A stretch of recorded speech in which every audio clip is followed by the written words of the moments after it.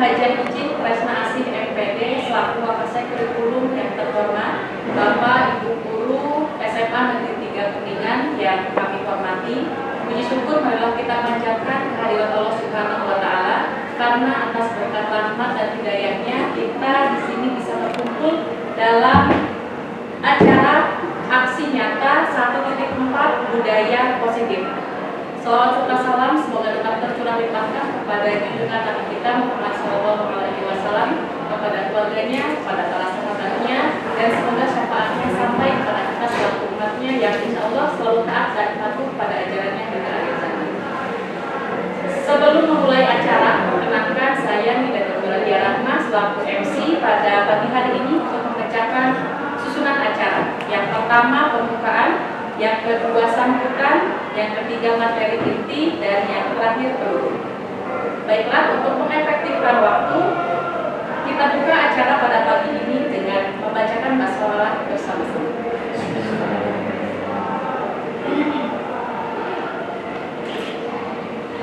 Yang kedua sambutan yang akan disampaikan oleh Wakasek Kurikulum kepada Ibu Hajian Izin Tresna Asih MPD di sini.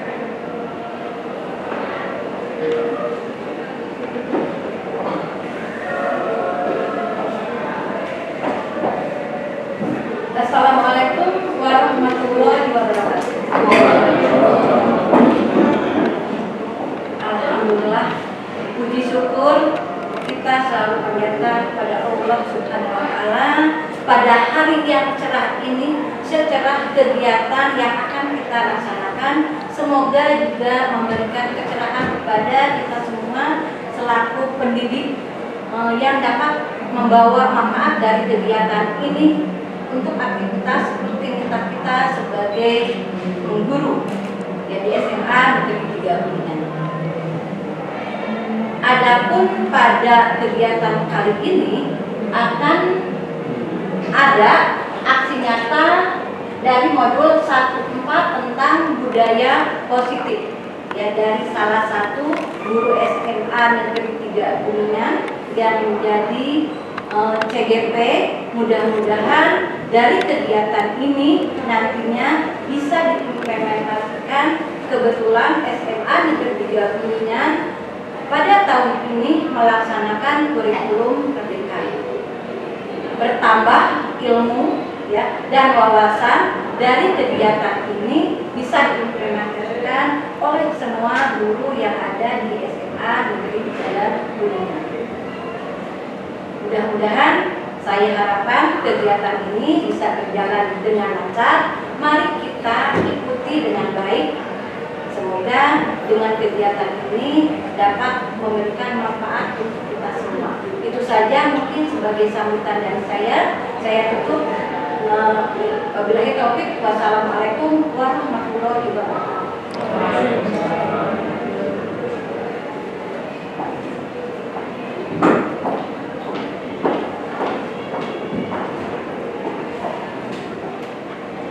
Beranjak pada kegiatan selanjutnya, pada susunan acara selanjutnya yaitu materi inti yang akan disampaikan oleh Bapak Ihsan Kepala MPD pada yang kami sampaikan.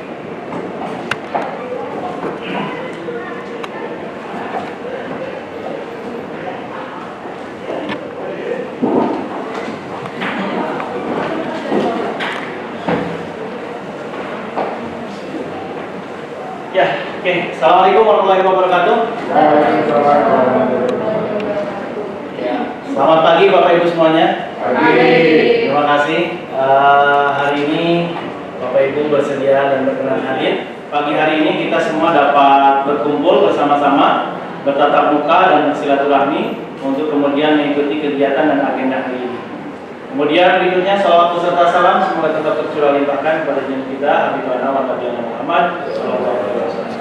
Bapak Ibu guru hebat semuanya yang saya hormati, yang tentu menjadi keluarga besar SMA Negeri 3 Kuningan. Pada pagi hari ini izinkan saya untuk kemudian menyampaikan paparan materi dan bukan berarti untuk maksud mengajari. Tentu tidak, ini hanya sekedar berbagi saja, sharing saja dengan Bapak Ibu sekalian. Mudah-mudahan apa yang saya sampaikan tentu dapat menguatkan keilmuan pada diri saya dan juga pada Bapak Ibu guru hebat semuanya. Oke, untuk mengawali kegiatan di pagi hari ini, tentu saya ingin mengawalinya dengan hal-hal yang positif, hal-hal yang baik. Ya, saya akan coba ice breaking dulu nih, supaya Bapak Ibu lebih fresh, lebih siap untuk kemudian menjalani kehidupan khususnya di hari ini. Ya. Oke, ice breaking yang saya siapkan itu ice breaking yang sangat mudah sekali. Ya. Boleh duduk, boleh juga berdiri, gitu. Ya, nanti kita akan sepakati. Nanti ice breakingnya adalah hanya memegang bagian tubuh, begitu. Memegang bagian tubuh yang saya sebutkan, bukan yang saya pegang. Bukan yang saya pegang, tapi yang sebutkan. Misalkan saya menyebutkan rambut, maka semuanya pegang di atas. Atau saya pegang kepala, semua pegang kepala. Kemudian saya pegang mata, semua pegang mata. Kemudian saya bilang pegang mulut, semua pegang mulut. Pegang tangan kanan, semua pegang tangan. Nah, ini semua mudah-mudahan dapat membuat semangat Bapak Ibu menjadi lebih hebat lagi. Ya. Mau berdiri atau duduk? Berdiri. Berdiri. Oke. Silakan berdiri Bapak Ibu semuanya. Oke. Kemudian berikutnya nanti akan saya sebutkan satu anggota tubuh, Bapak Ibu langsung pegang. Pegang kepala. Oke, jangan perut. Oke. Telat ya, berikutnya pegang hidung. Pegang mulut lagi. Uang berarti ribu. Kalau saya bilang warna berarti biru. Saya bilang uang berarti ribu. Kalau saya bilang warna berarti biru. Lalu kebalikannya, kalau saya bilang ribu berarti jawabannya warna. Kalau saya bilang biru berarti jawabannya warna. Siap? Siap. Oke. Siap ya Bapak Ibu sekalian? Oke, biar semangat. Biru warna, biru uang warna, biru uang warna, biru uang warna, uang warna, biru uang warna, biru uang warna. Biru. Oke. Biru Warna. uang ribu. Oke. Biru. Uang ribu. Oke.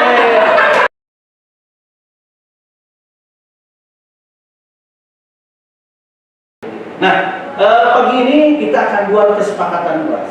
Dari awal sampai akhir kita maunya pembelajaran, maunya kegiatan ini seperti apa? Apakah harus menyenangkan, ataukah harus tegang, ataukah harus interaktif, kerjasama, ataukah bagaimana? Sesuai dengan kemauan Bapak Ibu sekalian. Kalau zaman dulu, biasanya kesepakatan kelas ini dibuat oleh gurunya sendiri. Kalau belajar sama Bapak, nih teman-teman anak-anakku sekalian harus begini, begini, begini, begini. Kalau di zaman saiki, gitu kan ya, sesuai dengan kode alam dan kode zamannya, itu kita harus menyesuaikan kemauan anak itu seperti apa sih? Oh iya, maunya seperti ini. Kita coba untuk kemudian menuntun dan mengarahkan. Oke, Bapak Ibu sekalian, saya akan sediakan satu kertas. Kertas ini bisa dibagi menjadi dua. Kemudian Bapak Ibu bisa menuliskan kira-kira apa sih, kesepakatan apa sih yang akan kita lalui bersama selama pertemuan hari ini, begitu. Nanti boleh kertasnya, satu kertas ini dibagi menjadi dua, kemudian dituliskan kesepakatan apa yang ingin dicapai di pertemuan pagi hari ini. Boleh.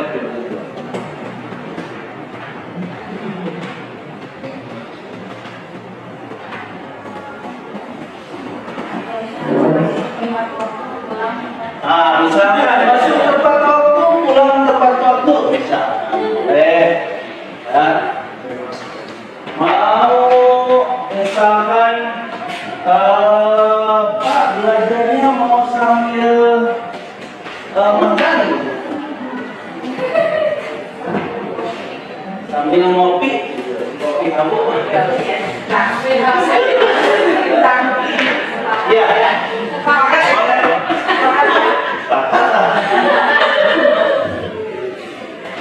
Silakan dicatat Bapak Ibu, kira-kira kesepakatan apa? Harus menjaga kebersihan kelas begitu, ataukah mau seperti apa? Silakan, boleh dicatat langsung. Nanti saya akan bacakan satu persatu. Kemudian apakah kita akan menyepakati apa yang dituliskan oleh rekan kita? Seperti itu, silakan. Silakan, boleh bebas Bapak Ibu. Mau seperti apa kesepakatan kelasnya? untuk kemudian mengafiliasi, untuk menghadirkan keberpihakan kita sebagai guru terhadap murid. Gitu. Jangan kemudian kalau belajar sama bapak anak atau pak bertransformasi di pendidikan saat ini. Gitu. Sudah, Bapak Ibu? Sudah, yang sudah boleh satu. Kita sepakati bersama. Apakah sepakat atau tidak? Ya. Satu lagi. Terima kasih. Pertama, belajar yang menyenangkan. Sepakat atau tidak? Sepakat. Oke, ya. Kemudian hal ini supaya lebih bermakna, mudah dipahami. Sesekali pembelajarannya di luar kelas. Sepakat tidak?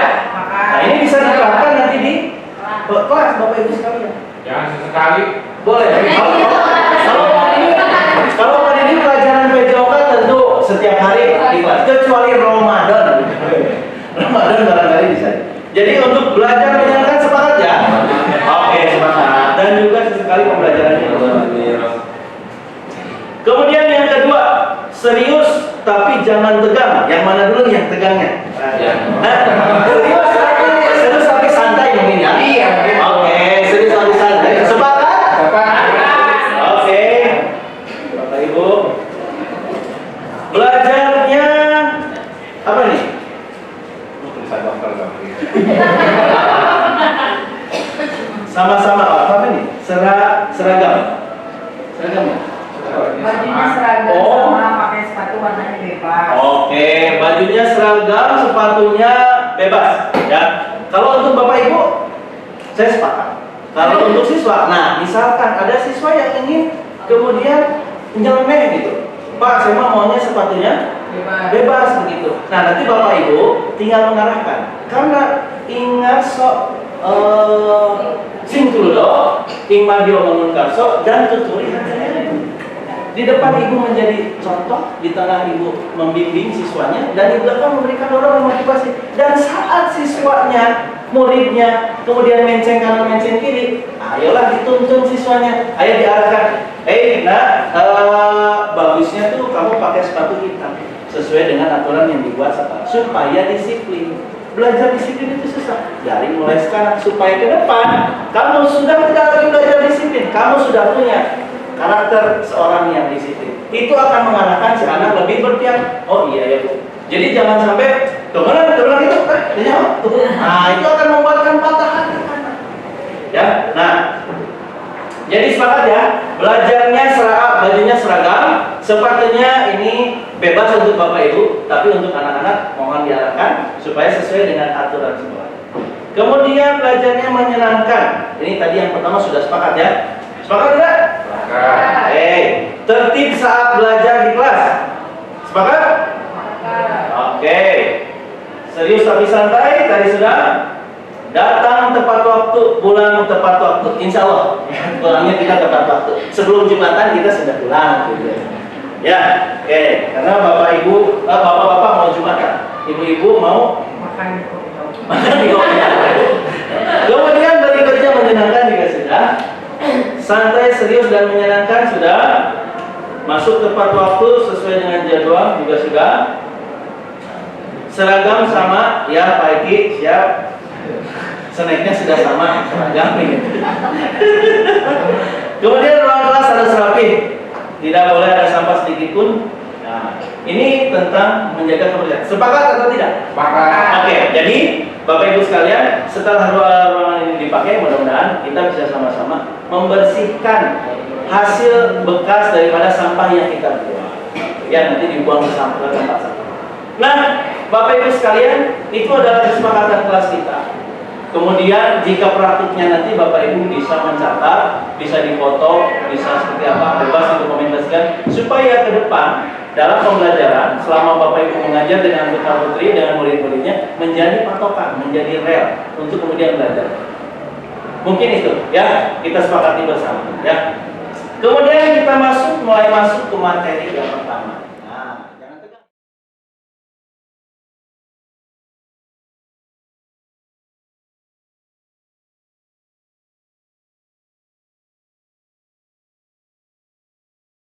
Jangan tegang ya, karena pembelajarannya harus menyenangkan, harus enjoy, serius tapi santai. Jadi jangan tegang ya, tenang Pak Eki, jangan tegang.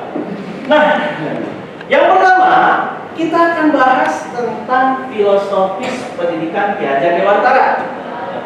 Bapak Ibu tentu tahu siapa Ki Hajar Dewantara, apalagi sudah berpuluh-puluh tahun, ya, sudah bertahun-tahun berada di dunia pendidikan. Tentu Bapak Ibu tahu siapa Ki Hajar Dewantara. Ki Hajar Dewantara adalah salah seorang pahlawan pendidikan, revolusi pendidikan di Indonesia, di bangsa kita ini. Dan banyak sekali jasa beliau, dan beliau adalah salah satu founding father bagi pendidikan Indonesia. Beliau adalah salah satu pendiri sekolah taman siswa, sekolah pertama kali di Indonesia.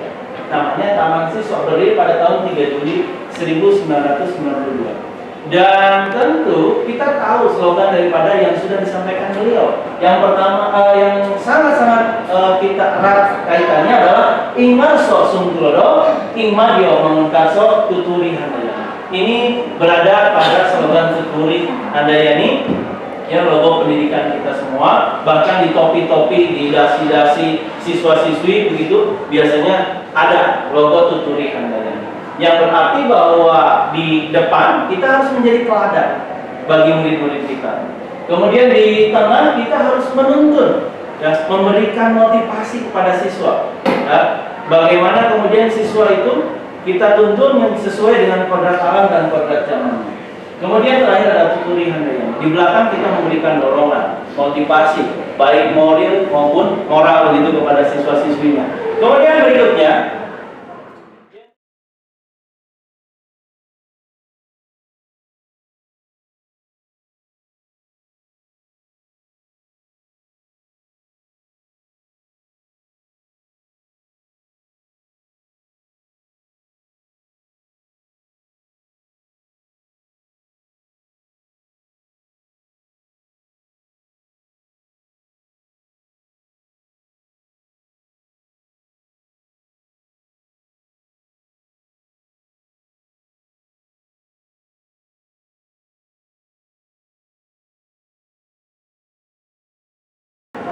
yang kedua, menurut Undang-Undang Nomor 2 Tahun 1989 tentang Sistem Pendidikan Nasional, bahwa pendidikan merupakan usaha sadar untuk menyiapkan peserta didik melalui kegiatan bimbingan, pengajaran, dan atau latihan bagi peranannya di masa yang akan datang.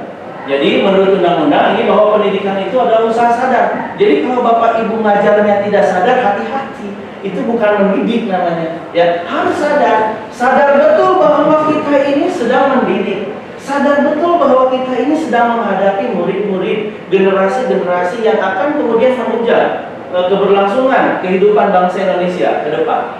Kemudian di dalam proses pendidikan bukan hanya kemudian mengajar saja, tapi juga ada kegiatan latihan, pembimbingan, dan lain sebagainya yang peranannya di masa yang akan datang.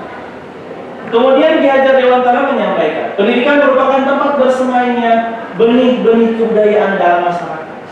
Bapak Ibu sekalian, jika kita sadari dalam lingkungan, misalkan di lingkungan rumah kita, terkecil di rumah kita, jika budaya di rumah kita bermalas-malasan, budaya di rumah kita tidak menjaga kebersihan, apakah anaknya akan menjaga kebersihan di luar? Apakah anaknya kemudian akan berpakaian rapi? Nah, dari proses pendidikan yang baik akan muncul budaya-budaya yang baik. Dan budaya-budaya yang baik tersebut tentu harus dipertahankan, harus diberikan kepada murid-murid kita. Maka dari itu Ki Hajar Dewantara menyampaikan bahwa pendidikan merupakan tempat persemaian, tempat adanya, tempat munculnya, tempat lahirnya benih-benih kebudayaan dalam masyarakat. Ya. Berikutnya,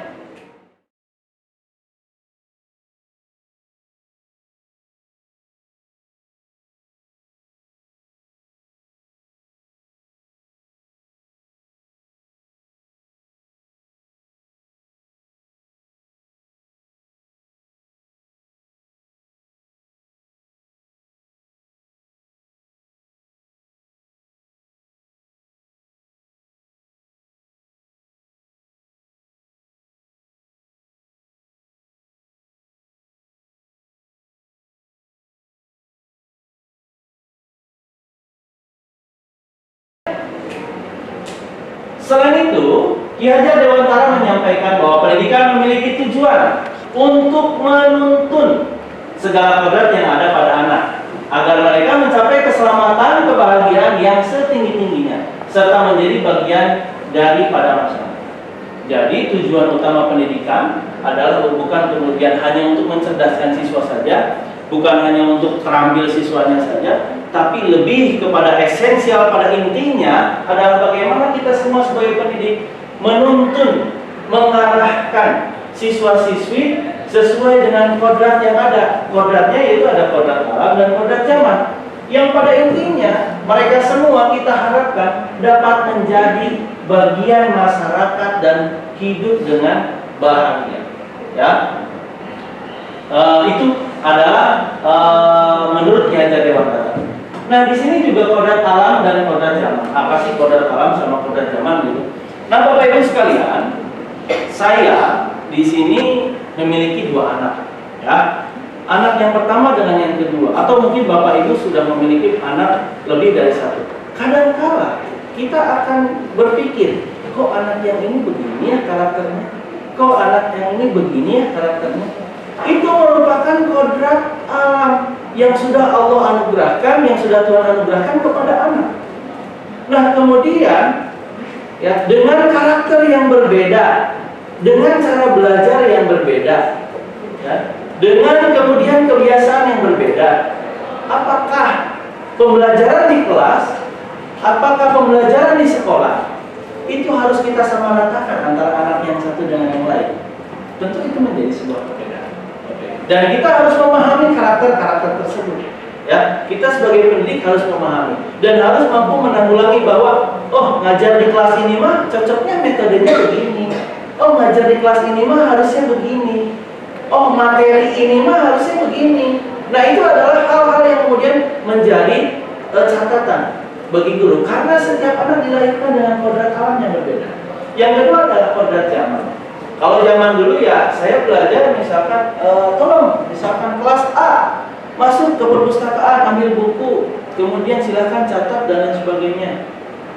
Ya, kemudian tugas-tugasnya juga dikumpulkan melalui buku, ditulis dan lain sebagainya. Saat ini dengan kecanggihan teknologi, dengan banyaknya dan setiap hari bahkan setiap saat siswa pegang handphone, lalu kemudian guru harus mampu mengarahkan. Ayo silakan kita baca, cari deh referensinya, terserah kalian, mau dari YouTube, mau dari Twitter, mau dari Facebook, mau dari Instagram, mau dari TikTok sekalipun.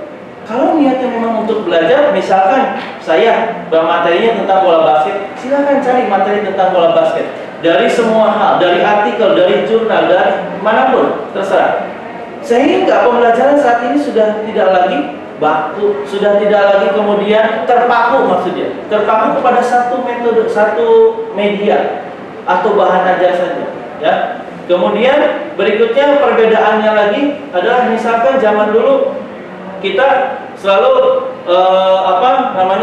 memberikan pengajaran itu, ya, pendidikan kepada siswa-siswi itu, ya, tugas-tugasnya misalkan dikumpulkan melalui hard copy. Saat ini sudah bisa dikumpulkan, silakan dikirim melalui Google Drive, silakan dikirim melalui, atau bahkan misalkan ada fasilitas LMS, ya, dan lain sebagainya. Itu adalah salah satu hal yang kemudian membuat bahwa ya, saat ini kita belajar harus dengan menyesuaikan yang kodrat zamannya. Ya, zaman saiki, zaman sekarang dengan zaman dulu tentu berbeda cara pengajarannya. Nah, dengan kodrat alam dan kodrat zaman yang berbeda yang dimiliki oleh anak, lalu apakah kita menyamaratakan perlakuan terhadap anak? Menyamaratakan atau tidak, Bapak Ibu? Ya. Tentu ada perbedaan. Ya, guru harus berpihak kepada peserta didik. Ya, apa yang kita lakukan layaknya, kalau kata Ki Hajar Dewantara, layaknya seorang petani. Seorang petani setiap harinya dia akan memikirkan supaya bagaimana padinya itu tumbuh, supaya padinya menjadi beras-beras yang bagus. Dia setiap hari, kalau di bahasa Sundanya kan ada more gitu kan ya. Kemudian juga kadang-kala malam-malam harus kemudian bagaimana membagi air dan lain sebagainya. Semua pengorbanan yang dilakukan oleh seorang guru itu harus terpusat kepada bagaimana keberpihakannya dia terhadap peserta didik, terhadap murid. Oke, berikutnya. Nah, dari keseluruhan pendidikan saat ini dan juga zaman dulu yang disampaikan oleh undang-undang, yang disampaikan oleh Ki Hajar Dewantara, tentu kita harus melakukan transformasi pendidikan. Ya, jadi Bapak Ibu jangan sampai alergi gitu. Ada kurikulum merdeka, nah sih segala macam. Jangan alergi. Saya yakin dalamnya akan sama. Saya yakin. Ya, dan Bapak Ibu sudah melakukan kurikulum merdeka sebelum-belumnya. Saya yakin itu. Ya, Bapak Ibu sudah melakukan hal itu semua. Ya, sudah melakukan itu semua. Hanya kemudian bahasa yang berbeda, gaya yang berbeda, kemudian anggaran juga yang berbeda begitu. Nah itu semua bagian daripada transformasi pendidikan yang disesuaikan dengan zaman sekarang. Berikutnya.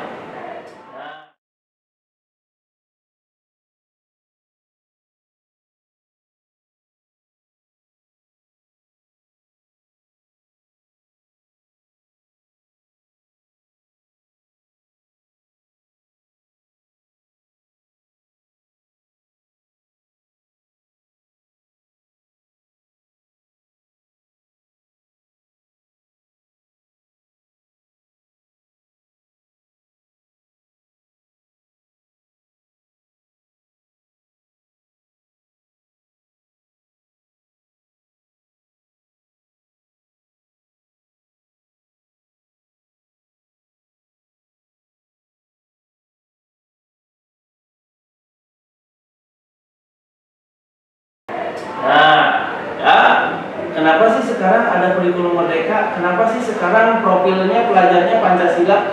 Karena ideologi bangsa kita adalah Pancasila.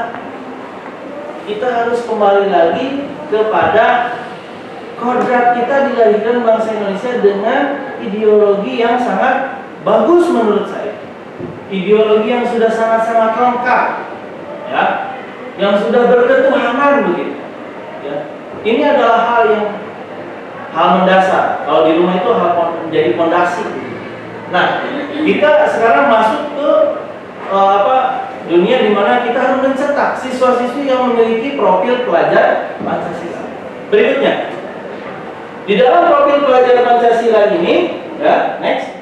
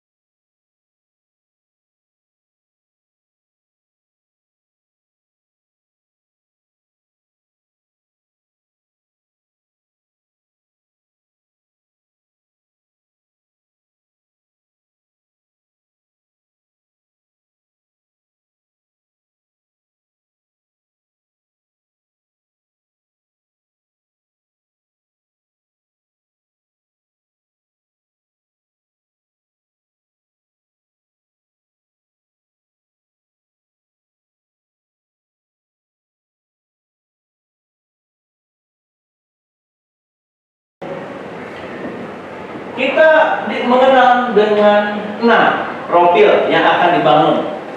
6 profil yang akan dibangun.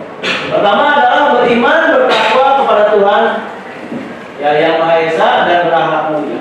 Itu yang utama, yang harus menjadi fondasi untuk Bapak Ibu mengajar. Ya, jangan sampai kemudian anak menjadi tidak memiliki dan tidak percaya akan adanya Tuhan.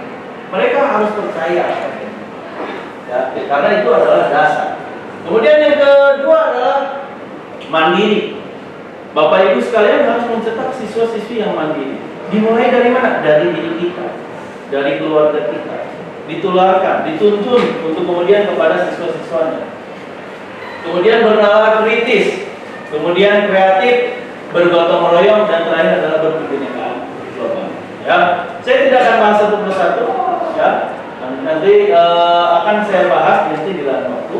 Dan ini adalah cerminan yang akan kita cetak, generasi berikutnya yang akan kita cetak sebagai generasi emas Indonesia untuk menjadi profil siswa-siswi yang memiliki profil pelajar Pancasila.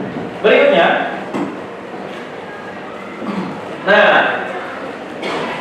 untuk membangun sebuah peradaban, untuk membangun sebuah profil pelajar Pancasila tadi, tentu kita harus membangun budaya positif, Bapak Ibu sekalian.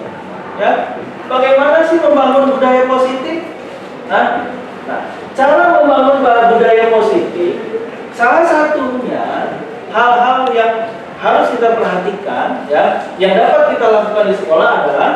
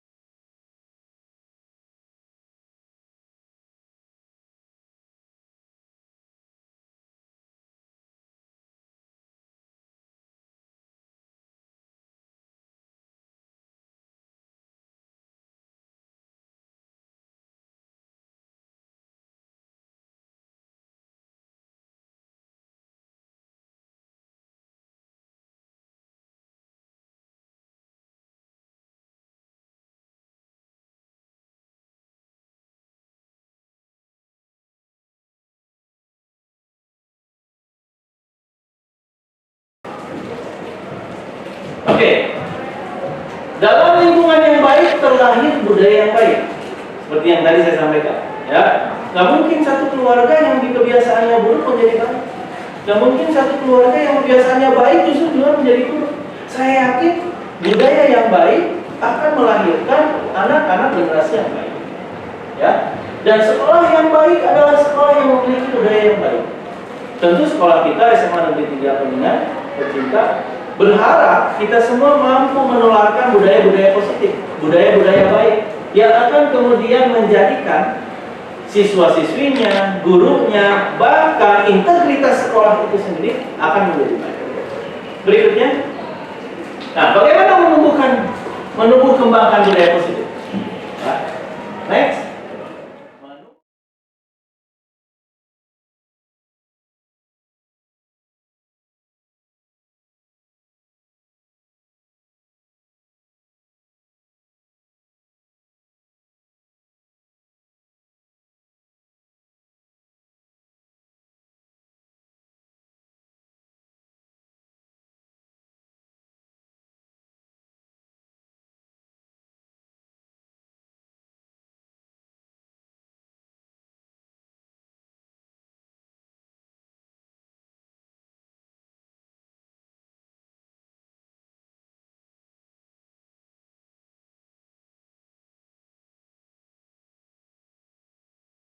Menumbuh kebudayaan positif kita mulai dari hal terkecil.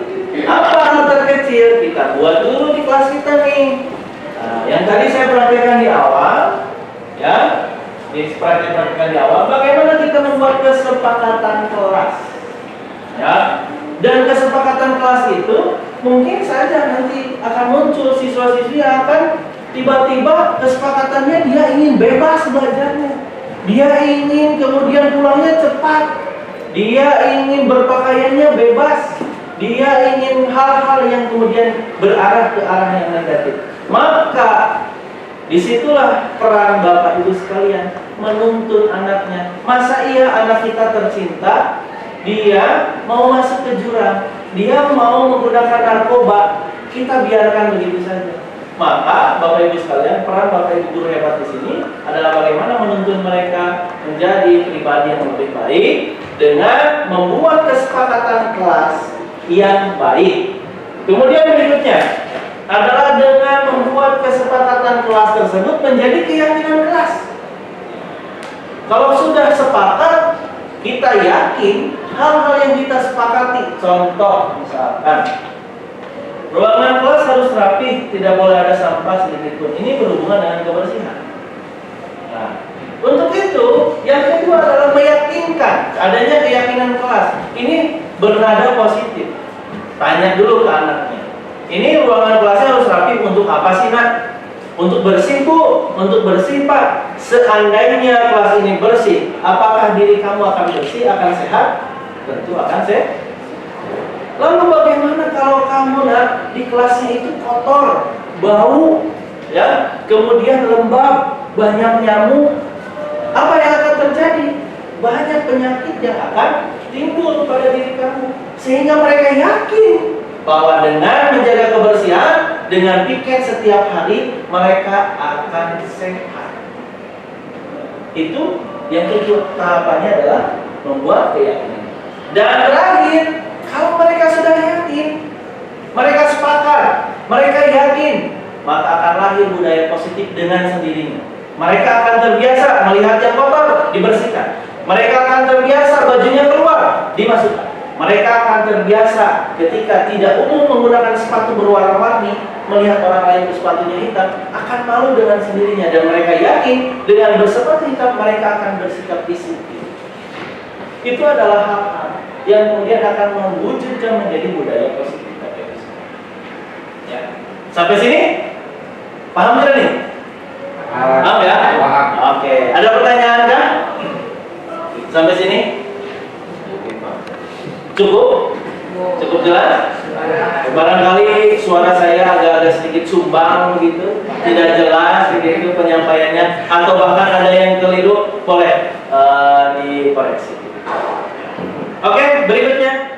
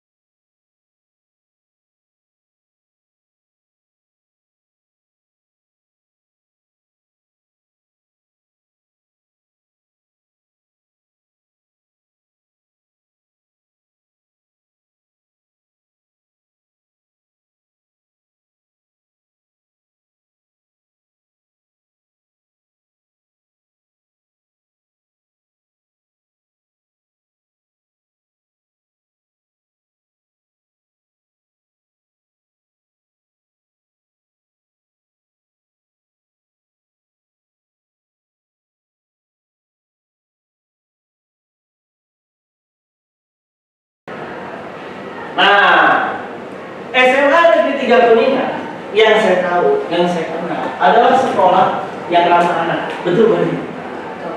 Sekolah yang ramah anak. Yang kedua adalah sekolah Adi Wiyata. Ya. Sekolah ini sekolah yang tentu sebelum Adi Wiyata harus sehat dulu ya. Iya. Sekolah sehat baru menjadi Adi Wiyata. Bahkan sekolah kita direncanakan akan ikut Adi Wiyata tingkat Asia Tenggara. Asia Tenggara. Nah, kemudian SMA Negeri 3 Kuningan juga memiliki segudang prestasi akademik dan juga non akademik. Nonnya mana nih? Nonnya ketinggalan. Kayaknya apa? Jadi 3 hal ini mencerminkan bahwa SMA Negeri 3 Kuningan menjadi sekolah yang seharusnya menjadi pilihan utama bagi bapak, ibu, orang tua yang ada di rumah. Dan terbukti sekolah kita banyak peminatnya yang ingin masuk ke SMA 3. Ya. Kemudian terbukti sekolah kita juga dikenal sering banyak kunjungan dari luar kota. Ini mencerminkan bahwa sekolah kita memang sudah bagus, memiliki budaya yang bagus. Nah, kadang-kala membangun itu akan lebih mudah ketimbang merawat. Membangun rumah cepat, di Peru sebulan jadi. Kue hesete, naon cenah Pak Jadi? Cicilan. Yang susah itu adalah merawatnya. Kadang-kala baru 1 bulan, kusennya udah jelek. Kadang-kala baru 1 bulan, ada yang bocor. Kadang-kala baru 1 tahun, kemudian temboknya retak dan lain sebagainya. Ini akan terjadi di sekolah kita, di SMA kita, di SMA 3 kita semua. Maka dari itu kita harus kuatkan. Ya, hal-hal yang kemudian menjadi retak, hal-hal yang kemudian menjadi sedikit terkikis, kita harus kuatkan bahwa yakinkan pada diri kita bahwa kita sebagai guru SMA Negeri 3 Kuningan harus berpihak kepada siswa dengan menerapkan prinsip sekolah ramah anak. Ya, kedua adalah bagaimana kita mewujudkan sekolah adiliyata, sekolah yang sehat, membiasakan kemudian cuci tangan, membiasakan membersihkan kelas, membiasakan kemudian mandi, membiasakan makan teratur, istirahat teratur, dan lain sebagainya. Ini adalah cerminan daripada sekolah adiliyata. Ya. Kemudian berikutnya prestasi akademik dan non akademik. Ya, ini adalah bukti bahwa sekolah kita sudah memiliki budaya yang positif dan harus kita pertahankan budaya tersebut. Ya, baik akademiknya maupun non akademiknya, tentu prestasi-prestasi tersebut kita harus pertahankan. Ya, untuk kemudian sama-sama mewujudkan sekolah yang memiliki integritas yang baik, banyak dipercaya oleh orang lain, menjadi contoh, menjadi tauladan untuk sekolah-sekolah yang lain, dan melahirkan, pada intinya adalah melahirkan generasi muda-mudi, ya, generasi murid, ya, putra-putra bangsa yang sangat berbakat. Berikutnya, nah, Bapak Ibu sekalian, ya, kemarin kita sudah dengarkan di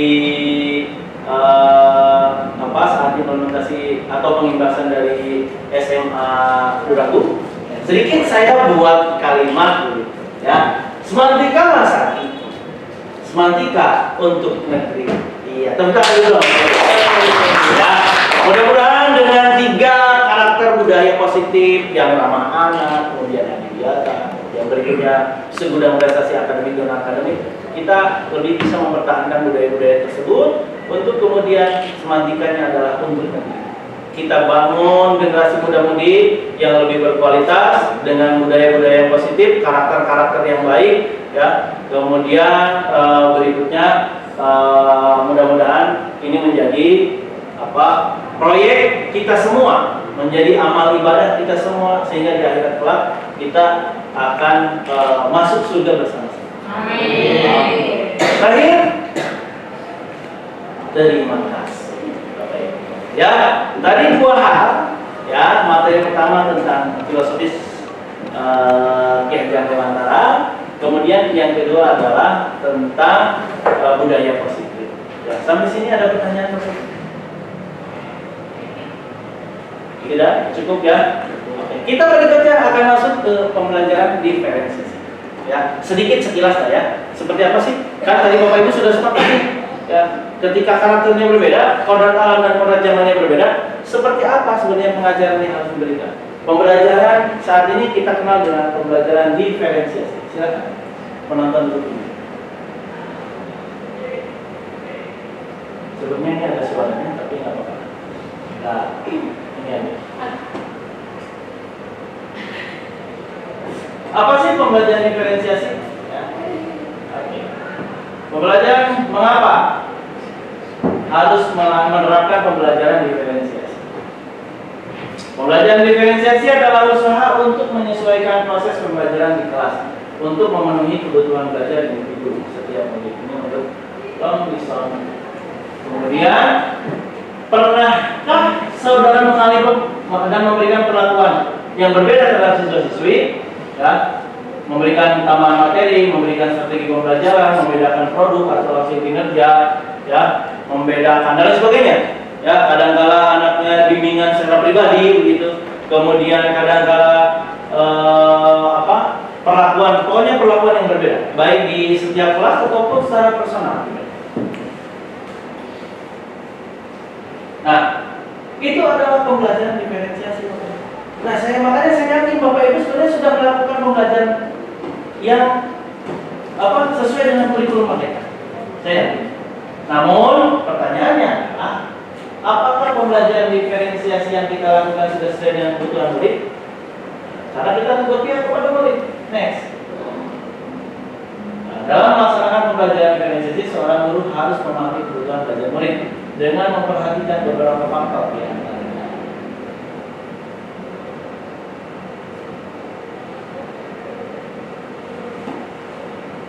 Nah, keberagaman murid, layanan kebutuhan murid, kesenjangan belajar, dan standar pendidikan nasional. Jika kita kupas lebih dalam, maka akan menuntun kebutuhan murid kita. Kemudian kesiapan belajar. Nah, stop dulu, di pause dulu. Nah, ini lebih penting, Bapak Ibu. Dalam menentukan pembelajaran diferensiasi, Bapak Ibu cukuplah berpatokan kepada 3 hal ini. Bagaimana kesiapan belajar murid? Ya. Untuk menentukan kesiapan belajar murid, Bapak Ibu misalkan di pertemuan pertama, itu Bapak Ibu bisa menganalisa kemampuan belajar murid. Bahkan di setiap pertemuan Bapak Ibu bisa cek, salah satunya dengan apa? Dengan mereview, dengan asesmen diagnostik begitu. Ya. Itu bisa dilakukan. Apakah muridnya sudah siap belajar? Bagaimana karakter muridnya? Kemudian yang kedua adalah minat murid. Minat belajar murid. Nah, misalkan minat belajarnya menurun, apa sih yang harus diperbaiki? Misalkan dari penampilan, misalkan dari cara bicara kita, misalkan dengan merubah gaya belajarnya, misalkan belajarnya supaya lebih enak, lebih enjoy dibawa keluar ruangan gitu. Nah, sehingga muncul motivasi intrinsik daripada murid itu sendiri. Motivasi belajar murid itu akan muncul. Nah, kemudian terakhir adalah profil belajar murid.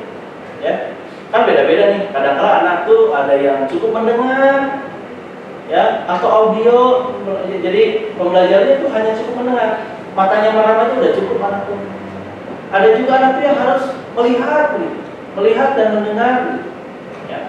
Ada juga yang kinestetik, yang harus sambil praktek. Ya, itu beda-beda. Nah, kita harus mengetahui bersama untuk kemudian membuat sebuah pembelajaran diferensial. Next, berikutnya.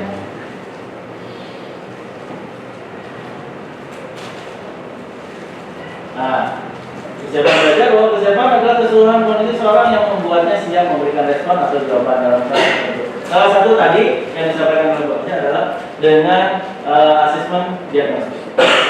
Kesiapan belajar, dengan kata lain bahwa kesiapan belajar murid merupakan respon murid atas situasi yang telah didesain oleh guru. Ya, kita desain dulu ya, skema asesmen diagnosis itu. Kemudian sehingga guru mampu menganalisa dan mengetahui apakah murid yang dihadapi memiliki kesiapan belajar yang baik atau tidak. Ya. Bahkan ini berhubungan beberapa pembahasan itu berhubungan dengan BPBK. Jadi BPBK akan menganalisa kesiapan murid belajar baik di kelas 10, 11 ataupun 12. Bagaikan equalizer tahu ya Bapak Ibu? Ya. Dalam musik guru harus mampu menuntun dan mengatur ritme belajar murid untuk mengembangkan kemampuan terbaiknya. Dinaik turunkan volumenya dan lain sebagainya, basi dan lain sebagainya, supaya menghasilkan musik yang baik. Kemudian berikutnya dengan kata lain bahwa kesiapan belajar murid merupakan respon murid atas situasi yang telah didesain. Minat murid, ya, ini merupakan rasa kesukaan dan ketertarikan terhadap sesuatu kegiatan tertutup tanpa adanya permintaan dari seseorang. Jadi hubungannya dengan motivasi intrinsik daripada murid. Next.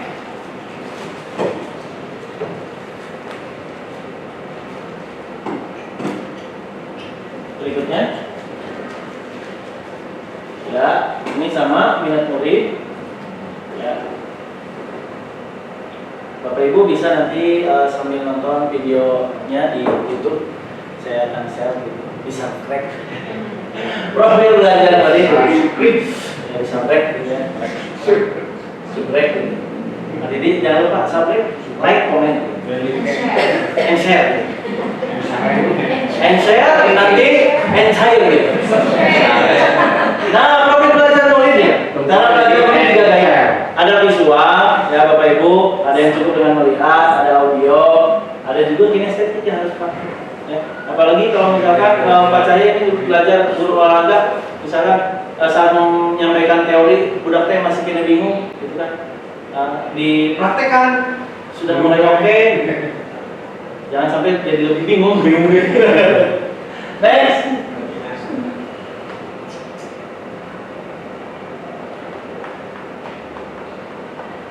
Pembelajaran diferensiasi. Nah, pembelajaran diferensiasi itu ada 3. Ada yang diferensiasi konten, ada yang diferensiasi proses, ada yang diferensiasi produk.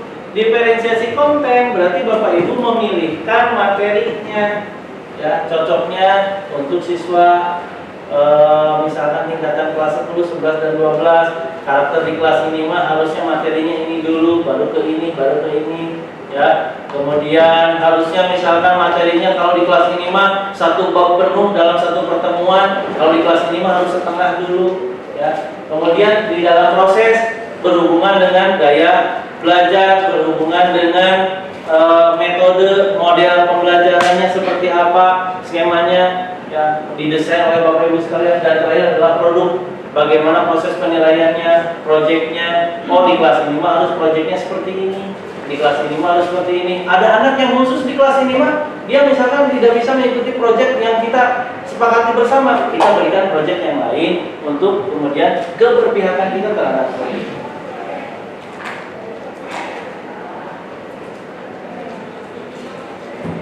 Tujuan daripada pembelajaran diferensiasi adalah menuntun peserta didik sesuai kebutuhan belajar agar mencapai tujuan pendidikan nasional.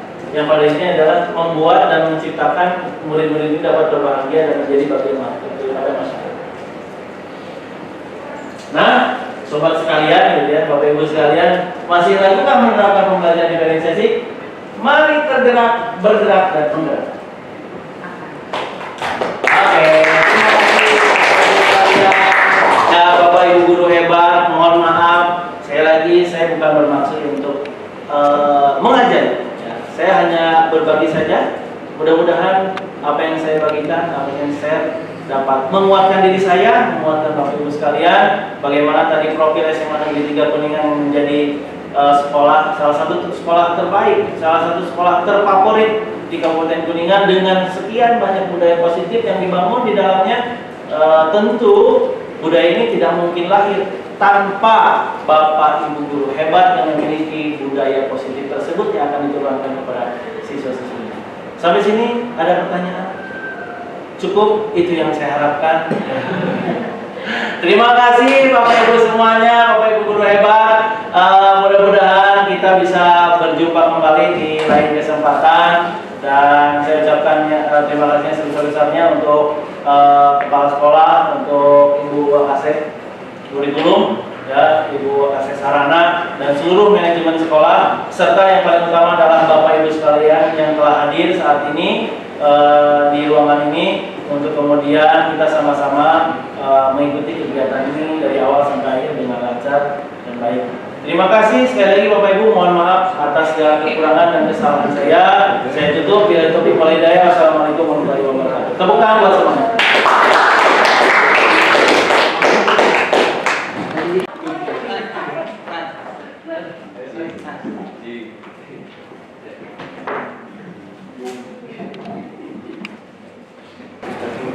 Luar biasa sekali pemaparan materi dari Bapak Ihsan pada hari ini. Semoga apa yang disampaikan dapat memberi manfaat bagi kita semua. Sampailah kita pada penghujung acara. Marilah kita tutup acara hari ini dengan mengucap hamdalah bersama-sama. Alhamdulillah. Siang hari makan kuaci. Makan bareng sama ibu terkasih.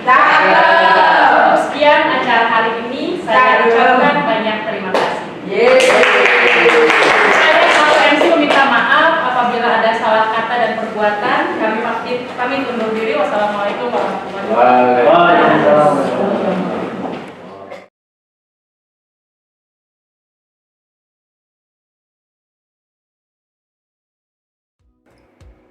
Assalamualaikum warahmatullahi wabarakatuh. Perkenalkan, nama saya Sofyan Badrudin. Saya adalah rekan kerja dari Bapak Ihsan Nurfalah MPD. Dalam kesempatan ini, izinkan saya untuk menyampaikan beberapa hal terkait kegiatan yang telah dilakukan oleh rekan saya, Ihsan Nurfalah, sebagai calon guru penggerak Angkatan 8 Kabupaten Kuningan. Saat ini, rekan saya telah melaksanakan aksi kegiatan nyata tentang budaya positif di lingkungan sekolah. Hal ini merupakan kegiatan yang sangat bermanfaat untuk kami sebagai rekan sejawat, lebih khusus untuk siswa-siswi di sekolah. Beliau telah menyampaikan dan menguatkan tentang hal-hal yang harus dilakukan di sekolah, hal-hal positif atau budaya positif yang harus dilakukan di sekolah. Ini merupakan cerminan seorang tenaga pendidik dan kependidikan yang akan berdampak positif bagi siswa-siswi di sekolah. Dengan berkembangnya budaya positif di sekolah, maka akan lahir pendidikan yang diharapkan akan mencapai tujuan pendidikan nasional. Selamat untuk rekan saya Ihsan Nurfalah MPD, sukses selalu menjalani pendidikan calon guru penggerak. Assalamualaikum warahmatullahi wabarakatuh. Assalamualaikum warahmatullahi wabarakatuh. Perkenalkan, nama saya Ajat Irawan. Saya sebagai rekan kerja Pak Ihsan Nurfalah MPD. Pada kesempatan kali ini, izinkan saya untuk menyampaikan apa yang sudah dilaksanakan ataupun kegiatan Pak Ihsan selama menjadi calon guru penggerak. Salah satunya yaitu tentang aksi nyata, di mana Pak Ihsan kemarin sudah melaksanakan seminar budaya positif. Hal ini merupakan hal yang cukup bagus dan sangat luar biasa, khususnya bagi saya dan juga warga sekolah, di mana pada saat seminar kemarin disampaikan yaitu berbudaya positif, di mana kita harus bisa berbudaya di lingkungan sekolah, ataupun sebagai tenaga pendidik kita harus bisa memberikan hal-hal positif, yaitu salah satunya menyenangkan di kelas agar peserta didik merasa bahagia, merasa nyaman bersama kita pada saat pembelajaran. Hal ini merupakan hal yang sangat bagus untuk lingkungan sekolah, di mana akan menunjang yang namanya tujuan dari pendidikan nasional. Untuk itu, harapan saya kepada seluruh tenaga pendidik ataupun kependidikan agar selalu mendukung yang namanya calon guru penggerak. Sukses untuk Pak Ihsan Nurfalah, semoga lulus menjadi guru penggerak. Terima kasih. Assalamualaikum warahmatullahi wabarakatuh. Assalamualaikum warahmatullahi wabarakatuh. Perkenalkan, nama saya Nera Rusmadiana. Saya adalah rekan dari Bapak Ihsan Nurfalah MPD. Dalam kesempatan ini, izinkan saya untuk menyampaikan beberapa hal terkait kegiatan yang telah dilakukan oleh Bapak Ihsan MPD sebagai calon guru penggerak Angkatan ke-8 Kabupaten Kuningan. Saat ini rekan saya telah melaksanakan kegiatan aksi nyata tentang budaya positif di lingkungan sekolah. Hal ini merupakan kegiatan yang sangat bermanfaat untuk diri saya pribadi, baik untuk siswa-siswi di sekolah. Beliau telah menyampaikan dan menguatkan tentang hal-hal yang harus dilakukan di lingkungan sekolah, budaya positif yang harus dilakukan di sekolah. Ini merupakan cerminan seorang tenaga pendidik dan kependidikan di lingkungan sekolah. Dengan berkembangnya budaya positif di sekolah, maka akan lahir pendidik yang diharapkan akan mencapai tujuan pendidikan nasional. Selamat untuk rekan saya Ihsan Nurfalah MPD, sukses selalu menjalani pendidikan calon guru penggerak. Wassalamualaikum warahmatullahi wabarakatuh. Assalamualaikum, saya Wina. Saya adalah murid dari Pak Ihsan Nurfalah. Beliau adalah guru PJOK di sekolah kami. Setelah saya belajar dengan Pak Ihsan, saya jadi memahami budaya positif di lingkungan sekolah bersama teman-teman. Sekian, wassalamualaikum warahmatullahi wabarakatuh. Assalamualaikum warahmatullahi wabarakatuh. Perkenalkan, nama saya Salma. Setelah saya belajar dengan Pak Ihsan Nurfalah, saya memahami tentang budaya disiplin positif bersama teman-teman saya. Terima kasih. Wassalamualaikum warahmatullahi wabarakatuh.